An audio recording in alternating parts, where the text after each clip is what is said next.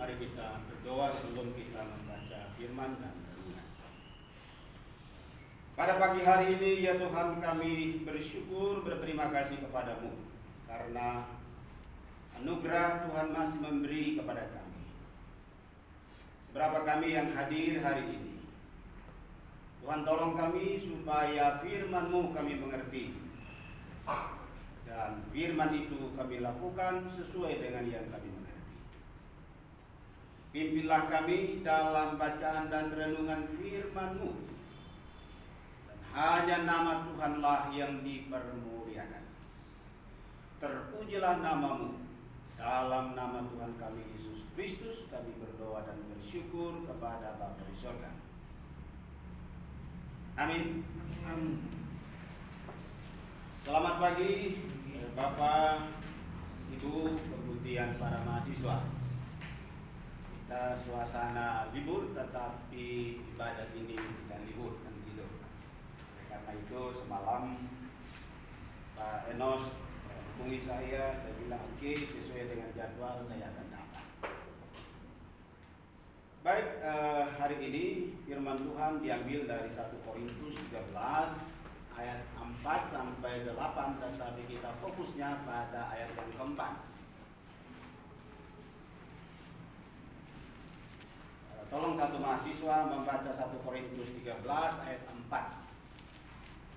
Silakan cepat. 1 Korintus 13 ayat 4. Kasih itu sabar, kasih itu murah hati. Cukup sampai di situ. Kasih itu sabar. Ya, udah.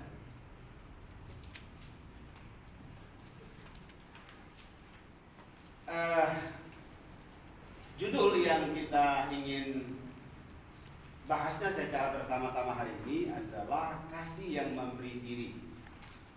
Dengan subtemanya adalah sabar.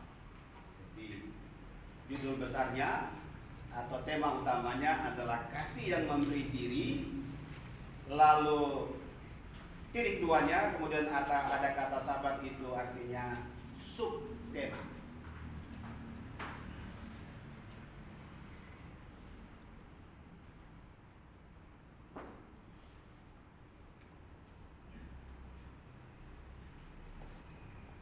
Ya. Lalu apa yang menjadi harapan kita bersama setelah mendengar renungan ini? Menjadi target kita bersama, menjadi goal kita bersama dalam renungan firman Tuhan hari ini. Ya, hari ini mungkin bukan PMS, tapi kita bilang ibadah saja. Maka peserta ibadah, maksudnya kita yang hadir, diharapkan untuk menerapkan sabar sebagai salah satu tanda atau indikator dari kasih yang memberi diri dalam kehidupan sehari-hari.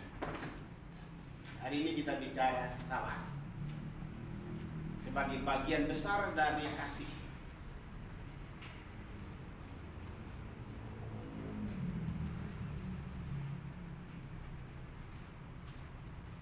Ya, kalau kita membaca teks itu dalam 1 Korintus, pernah saya sampaikan di tempat ini, kita akan mendapatkan dalam sebuah istilah yang saya beri adalah ajaran tentang kasih dalam konteks kasih yang memberi, tetapi juga kasih yang menahan diri. Apa sesungguhnya yang dimaksud oleh saya dengan kasih yang memberi diri? Yaitu adalah bahwa ada sejumlah sifat yang memang harus dilakukan. Oleh karena itu ditandai dengan kata positif. Sementara ada sifat-sifat yang memang tidak boleh dilakukan. Yang saya maksudkan tadi dengan istilah kasih yang menahan diri. Misalnya tidak sombong. Dimulai dari kata tidak. Pernyataan negatif. Artinya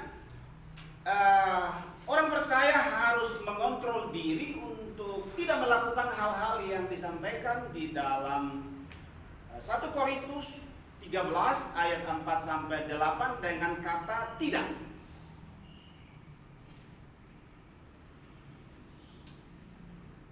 Lalu kita ingin memperhatikan apa yang ingin firman Tuhan katakan kepada kita dalam kaitan dengan sabar. Pokok pertama, sabar sebagai bagian dari kasih yang memberi diri. Artinya harus kita lakukan sabar. Jadi kita bicara sabar, tetapi hari lepas hari kita ada di dalam proses membentuk diri dalam hal sabar. Itu maksudnya kasih yang memberi diri dalam soal tentang sabar. Artinya kita harus melakukan sabar itu dalam diri kita. Kasih itu sabar, atau dalam terjemahan yang lain bersabar. Tapi ada juga yang menyatakan memberi kesempatan. Sabar. Jadi dalam hal-hal tertentu memberi kesempatan. Dalam hal ini sabar merupakan sifat orang yang hidup dalam kasih. Jadi, kalau kita bicara kasih, maka salah satu tanda, salah satu indikator dari kasih itu Paulus bilang sabar. Ya, tentu ada sabar dalam budaya orang Ibrani, sabar dalam budaya orang Yunani, sabar dalam budaya orang Jawa, sabar dalam budaya orang Timur, sabar dalam budaya orang Batak, dan seterusnya. Tapi firman Tuhan mengajarkan kepada kita untuk sabar.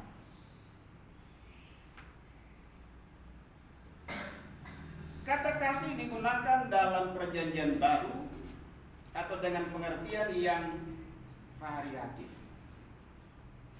Jadi perjanjian baru tidak miskin dalam menggunakan kata-kata yang mengungkapkan rencana Allah. Oleh karena itu penulis perjanjian baru selalu menggunakan istilah-istilah yang beragam, istilah-istilah yang bervariasi dalam aspek menyatakan sebuah maksud. Sebagaimana kalau kita membaca dalam kitab Mazmur, ada kata-kata yang diulang, tetapi punya maksud yang sama.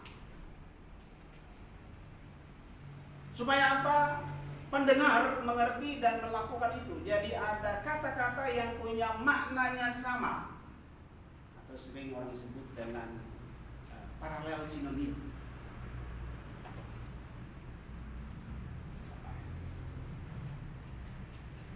Sabar, menunggu dan menahan diri. Saya kemarin dihubungi itu, saya bilang, aduh, saya ada rencana untuk melakukan sesuatu pada hari Minggu ini. Ya memang itu menarik untuk saya lakukan, tetapi kemudian setelah ditelepon dan memang saya harus memilih untuk datang ke sini. Dalam perjalanan juga kadang bergumul dengan orang yang membawa saya. Dia ingin ke tempat yang beda jalur, saya bilang tidak, melalui ini. Jadi kadang sedikit jadi perdebatan. Saya bilang kamu ikuti saya saja, karena saya yang punya pengalaman ke tempat kerja saya. Jadi kamu bawa saya, tetapi kamu ikuti saya. Jadi saya arahin dia, kami sampai ke tempat. Tapi saya juga menahan diri supaya saya tidak emosian, saya tidak marah, karena saya tipikal kadang cepat marah. Ya, jadi dalam hal-hal tertentu saya berusaha untuk menahan diri. Jadi, nunggu, menahan diri. Arti yang variatif ini tercermin juga dalam berbagai versi terjemahan kita. Sabar, selalu sabar, panjang sabar. Itu kalau kita melihat dalam konteks karya Roh Kudus yang memberi kepada setiap orang yang percaya kepada Yesus sabar.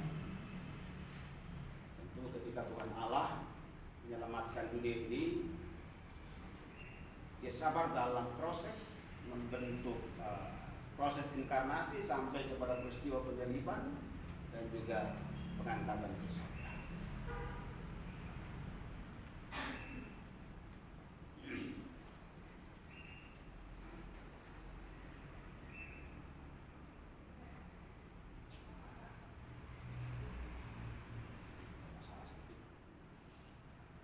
Sifat sabar merupakan buah dari kasih. Ia merupakan proses karya Roh Kudus dalam diri seseorang. Artinya begini, kalau terbentuk sabar di dalam diri kita, maka itu harus diyakini sebagai bagian dari Roh Tuhan berkarya di dalam diri kita. Tetapi sifat sabar itu kita lakukan karena mengingat pengajaran Alkitab. Oleh karena itu kita sabar.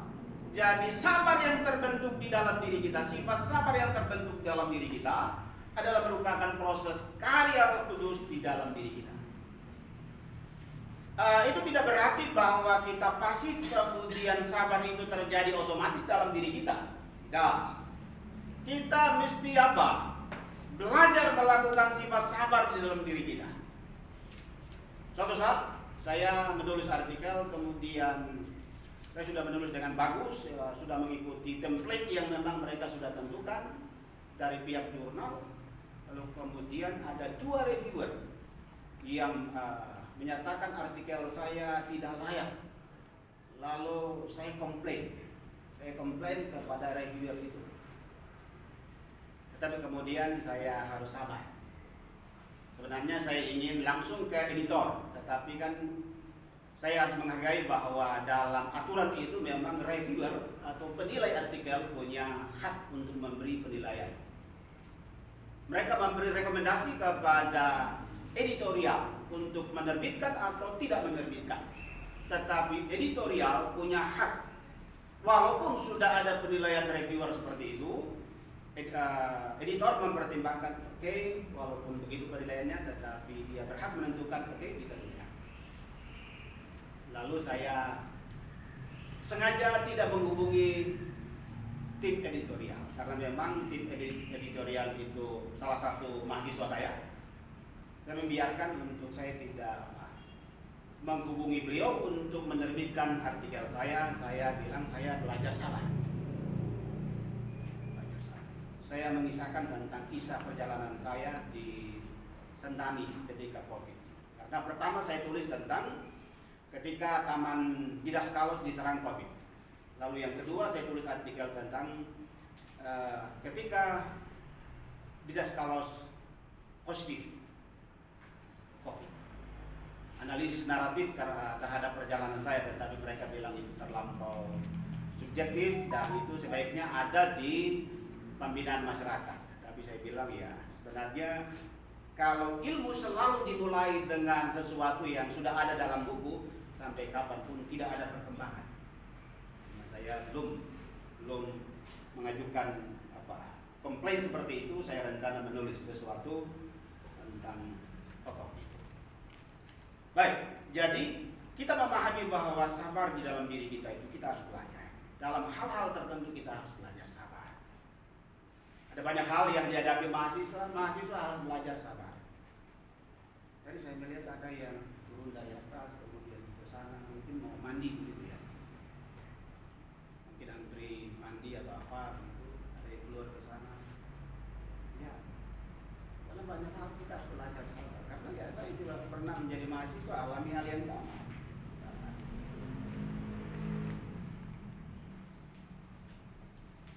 Orang yang sabar yang mampu untuk mendengarkan dan peduli pada orang-orang di sekitarnya.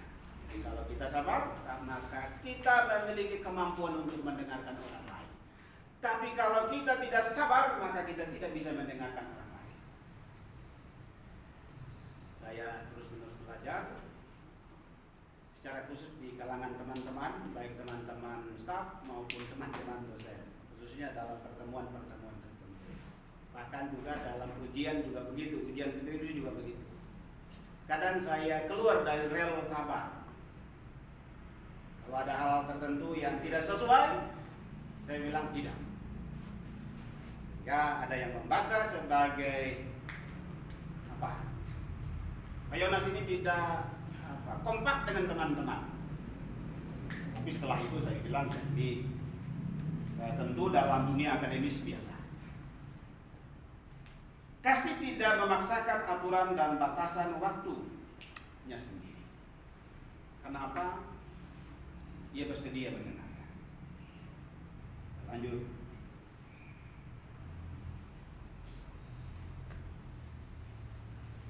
Kasih juga mampu memperlakukan semua orang dengan cara yang benar. Jadi kalau kita memiliki sabar, maka kita memperlakukan orang lain dengan adil, dengan benar.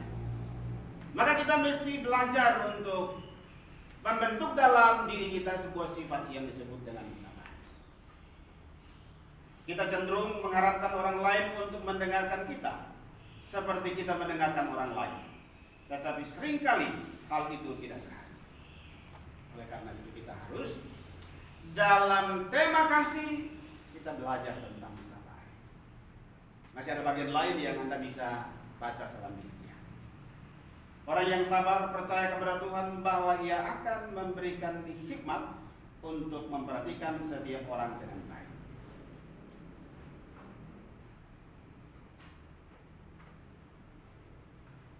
Lalu ketika kita menghubungkan dengan pintu kita, saya sering bilang pintu gerbang kita kampus Santosa Asih. Itu di atasnya tertulis 3 pesan terindah, 3 kata biblika yang Anda cari di mana-mana tidak ketemu.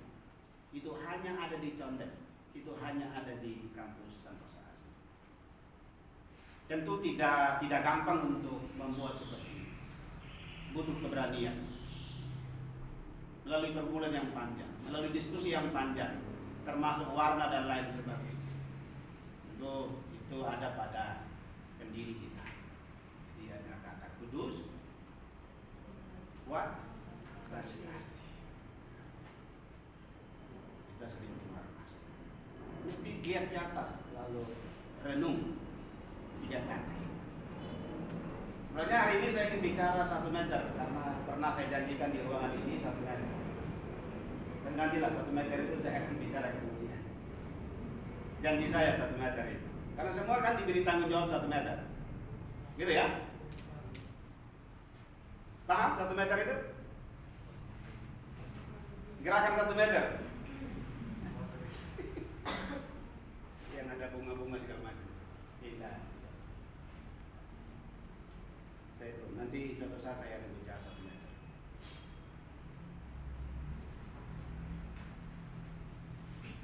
Artinya bahwa kita harus terus belajar menjadi murid yang sabar karena ajaran firman-Nya. Jadi sabar menjadi bagian dari kehidupan kita. Jadi istilah lain bahwa mereka yang keluar masuk pintu kampus Santosa Asih mesti paham bahwa saya harus belajar sabar. Jadi kalau kita pakai bahasa pemazmur, siapakah yang boleh datang ke gunung Tuhan? Maka ada rincian selanjutnya. Lalu kita sedikit menghubungkan dengan kampus kita. Siapakah yang boleh datang ke kampus Santosa Asih? Dia yang kudus, dia yang kuat iman dan penuh kasih. Atau dia yang keluar menjadi alumni yang memiliki 3 hal.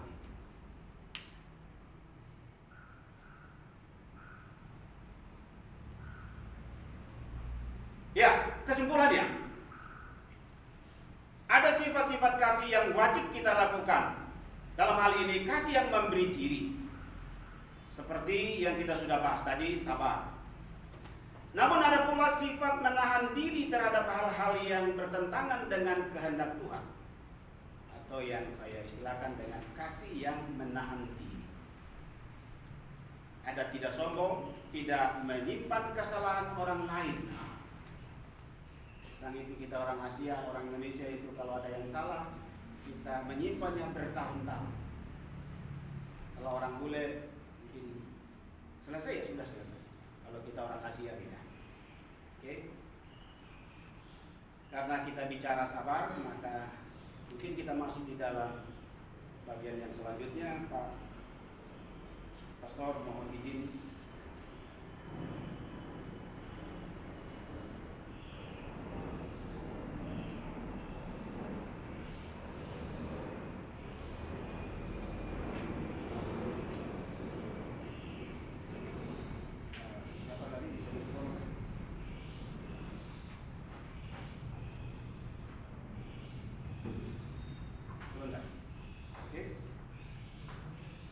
Kita lanjut.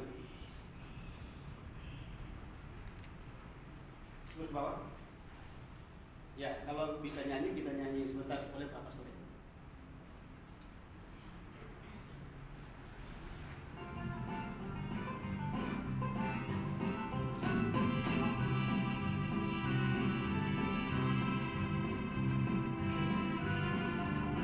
Kita ulang lagi ya. Oke, momen berikutnya.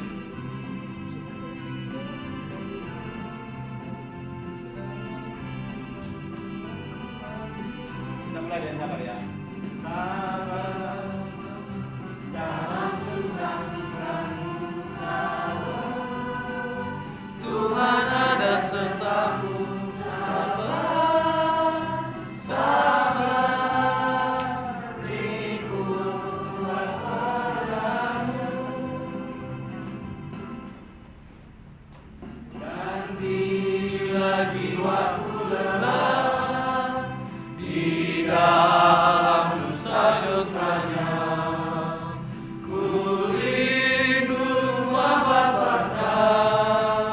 di mana aku datang senang, sabar dalam susah sukamu, sabar.